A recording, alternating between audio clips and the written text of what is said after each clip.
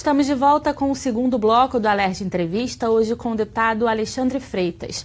Deputado, o senhor apresentou um projeto de lei criando um protocolo para as operações em áreas de risco, né, deputado? Como é que vai funcionar esse protocolo? Bom, um dos grandes problemas do nosso Estado é a segurança pública. Não dá para falar de saúde e educação se você não tem a certeza de que vai chegar tranquilo e vivo em casa. Hoje, o Estado do Rio de Janeiro ele tem uma situação um pouco sui generis, ou seja, ele é único dentro do Brasil inteiro. Você tem áreas que são dominadas por organizações criminosas armadas que exercem determinado tipo de influência política, social, enfim, de toda sorte. A ideia é que o setor de inteligência da Polícia Civil classifique as áreas em que você tem... Aí são classificadas em 3 áreas, né? Que é a vermelha, a amarela e verde. A vermelha é onde você enxerga a presença de homens armados de forma ostensiva. É aquela velha história do cara andando com um fuzil debaixo do braço. A amarela é onde você tem claras evidências de que o crime organizado acaba exercendo algum tipo de pressão, seja por cobrança de taxas, ou então aquela velha história que morre um traficante e o comércio tem que fechar. E as zonas verdes é onde não existe influência alguma, né? A gente espera que com isso, obviamente que preservando algumas informações sigilosas, a gente espera que com isso, inclusive o cidadão de bem, né, que paga lá seus impostos e que financia a segurança pública, ele saiba onde ele pode transitar com mais tranquilidade ou não. Acho que não dá mais para fechar o sol com a peneira. A gente tem áreas que são em que o Estado tem uma influência bastante limitada. Obviamente que se o Estado quiser, ele consegue entrar em qualquer lugar, mas o dia a dia das pessoas que moram nessas áreas é muito duro, é muito arriscado. Mas esse projeto de lei ele também preza muito pela transparência. Existe um debate no meio jurídico que é o mandado de busca e apreensão coletivo. O que a gente pretende nesse projeto? Quem conhece um pouco de comunidade sabe que é muito difícil em algumas localidades saber quem mora onde, qual o número do que quer que seja. Então é natural que o judiciário, quando vai haver uma operação policial, dê um mandado coletivo com base na área. E até porque você vê uma clara depreciação no exercício do direito de propriedade de quem mora lá. Então o traficante ele não pede licença na hora de entrar na casa de alguém que mora numa área de risco. Ele simplesmente entra e guarda o que quer guardar lá dentro. Além da dificuldade numérica, como eu acabei de dizer.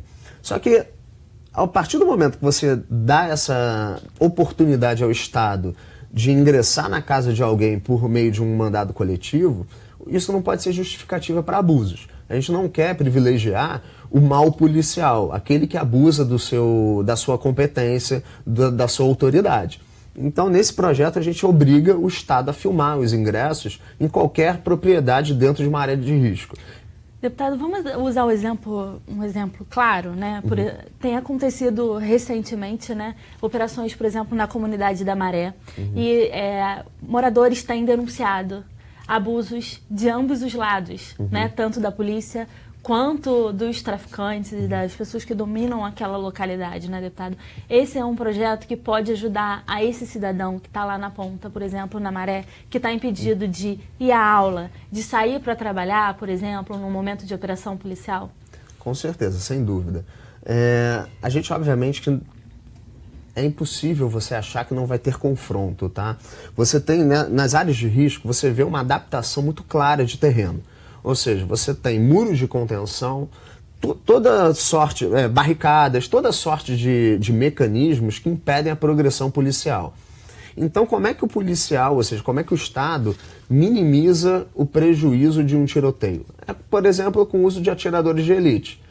Você tem a opção, ou você coloca 20 policiais subindo uma arruela, ou você direciona atiradores de elite para ter um enfrentamento um pouco mais à distância. Isso preserva a vida do morador, isso preserva a vida do policial e não preserva muito a vida de quem está disposto a enfrentar o Estado. Então a ideia é justamente essa. O bandido, quando ele opta por ser bandido, ele faz uma escolha muito clara. E, diante dessa escolha, você tem alguns riscos inerentes a essa atividade, vamos dizer assim. E um desses riscos é a morte. Então, se ele se dispôs a colocar um fuzil debaixo do braço e ficar transitando de forma ostensiva por uma comunidade, não é mais problema do Estado se eventualmente ele for neutralizado. O que não dá é o Estado achar que tem que preservar a vida de alguém que está cometendo uma injustiça, uma agressão injusta, e aí nesse decorrer de uma visão deturpada do que deve ser preservado, você acaba sacrificando o morador, você acaba sacrificando o policial. Isso que não pode mais. A gente tem sim que, obviamente, que é muito melhor que todos os bandidos resolvam se entregar, mas, infelizmente, o cara que entra na atividade criminosa não é sempre que ele está disposto a fazer isso. Então, se ele não está disposto a fazer isso, o Estado tem que agir de uma forma proporcional, mas entre a vida do cidadão, a vida do policial, a gente precisa preservar essas duas e não a de quem está cometendo crime. Deputado, ainda na questão da segurança e pensando pelo lado do policial, né? O senhor apresentou um projeto de lei junto com o deputado Chicão Bulhões que trata do regime adicional de serviço que é pago aos policiais que trabalham na folga, por exemplo, né, deputado? A ideia é que seja fixada uma data limite para o pagamento desse serviço, né, deputado? Isso, as reclamações foram muitas de policiais que trabalhavam e não recebiam a contento, né? O governo do Estado ele já majorou essa remuneração, que é ótimo, porque o policial precisa sim ganhar bem, ele já sofre com bastante intempéries dentro da sua profissão, então nada mais natural do que eles recebam para isso, e recebam uma remuneração que lhes dê dignidade. Só que também não adianta o Estado ficar pagando atrasado. Todo mundo que trabalha quer receber em dia, é isso que motiva o profissional. E a gente recebeu inúmeras reclamações. Quem movimentou isso foi o deputado Zaca, e ele chamou a gente para ser coautor e tal, então o mérito também é principalmente do Zaca, e a gente está nessa. O Estado ele tem a obrigação de pagar em dia. Se o profissional trabalhou, prestou um bom serviço, ele tem que ser remunerado e de preferência em dia. Deputado, ainda em relação à economia, né, a Assembleia Legislativa passou a optar pela descentralização da verba e criou a chamada verba de gabinete, né? Cada deputado agora recebe um valor por mês para a manutenção dos serviços no seu gabinete, né, deputado? E o Partido Novo e o senhor tem feito uma grande economia com esses recursos, né, deputado? E agora está propondo que aquilo que o deputado recebe para manter o seu gabinete e ele consegue economizar, ele consiga dar a destinação a esse recurso, né, deputado? Exatamente. Nós do Partido Novo já temos um compromisso partidário de economizar no mínimo 50% de toda a verba disponível para um mandatário. O que a gente quer com esse projeto, na verdade, é criar um incentivo correto, porque não são todos os parlamentares que têm essa ideologia dentro dos seus partidos. Só que a gente quer criar um mecanismo em que o político eleito ele enxergue uma destinação correta e que vá privilegiar o seu eleitorado a partir da sua economia. Acredito que não seja nada absurdo e nada mais justo do que... Aliás, eu acho que esse é o desafio da boa política. É você conjugar interesses particulares com interesses públicos. Ou seja, fazer com que os interesses particulares não prejudiquem os outros. Então, quando eu chego para um político e falo, olha, você agora, tudo isso que você economizar, você vai fazer um bem para o seu eleitorado. E o eleitorado vai olhar isso com bons olhos. Então, a gente visa, com essa ideia, privilegiar a população. Porque ali o parlamentar ele não vai achar, por exemplo, que aquela economia não vai dar em nada. Não vai entrar para um caixa comum e que aquilo não vai beneficiar quem o elegeu. Ele vai ter essa visão assim, clara de que aquele dinheiro economizado, ao invés de ser gasto de forma irresponsável, de forma em que não gere benefício algum para a população, vai gerar um benefício direto. E é isso que a gente quer. A gente acha que a boa política ela é norteada pelo interesse público, pelo benefício da população que elege os seus representantes. Deputado, o senhor também está querendo mais transparência aqui, né, nos trabalhos na Assembleia Legislativa, né, e está propondo também, tem uma emenda apresentada, para que os assessores dos gabinetes sejam lá discriminados. Quem são, quantos compõem, onde estão lotados, né, deputado? É uma pauta muito cara dentro do nosso mandato é a transparência. Se você entrar lá na minha página, você vai ver quem são os meus assessores, quanto eles são remunerados, enfim, a transparência é total. E eu acho que isso é uma obrigação de qualquer agente público, tá? Principalmente dos agentes políticos. E aí, agentes políticos, eu digo, são deputados, o membro do executivo, ou seja, o governador, no caso do Estado, membros do Ministério Público e membros do Judiciário.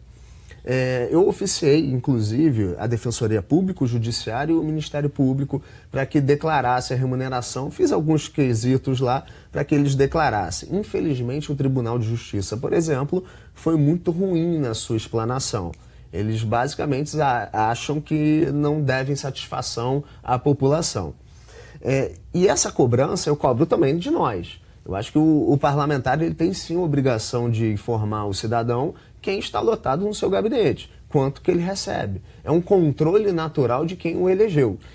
Deputado, ao contrário, né, do Ministério Público, do Tribunal de Justiça, da Defensoria Pública, a Assembleia Legislativa já presta um esclarecimento ao cidadão, já tem um portal de transparência e todas as pessoas que trabalham na Assembleia Legislativa estão lá disponíveis nesse portal. A ideia do senhor é que agora os deputados indiquem no seu gabinete quem dessa lista está onde, né, deputado?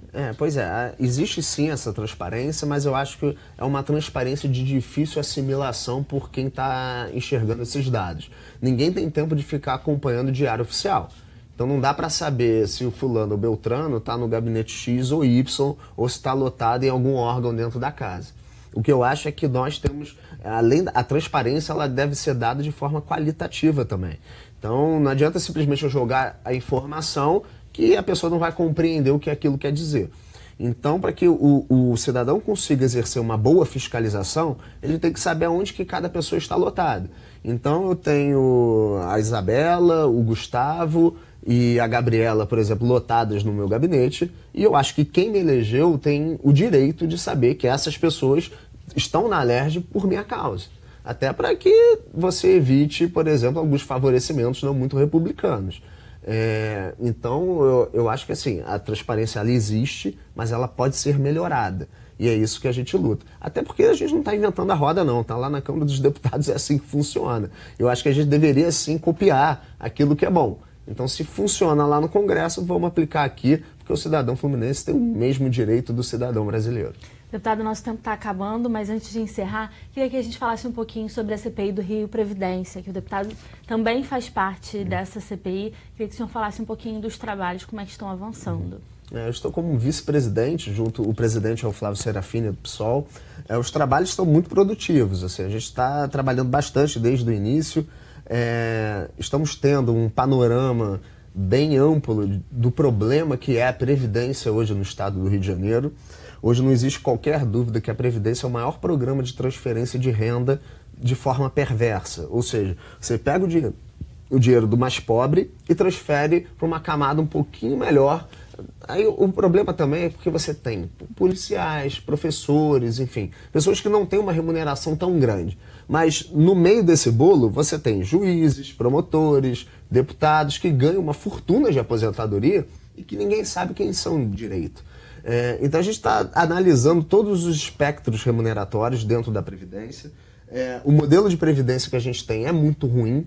É um modelo que escraviza os servidores atuais, escraviza o pagador de impostos, porque é um sistema insustentável. Hoje você não tem uma quantidade de contribuintes que sustente os aposentados, então você é obrigado a criar novas fontes de receita. Então, basicamente, os royalties do petróleo quase inteiros vão para a Previdência e que deveria, na verdade, ser usado para dar uma saúde, uma segurança, uma educação para toda a população fluminense, só que vai para o bolso de alguns poucos. E alguns poucos, eu digo muito poucos, porque não chega nem a 2% da população fluminense que recebe uma quantidade muito grande de recursos. e quem perde é toda a sociedade. Porque você cria uma desigualdade ali muito óbvia.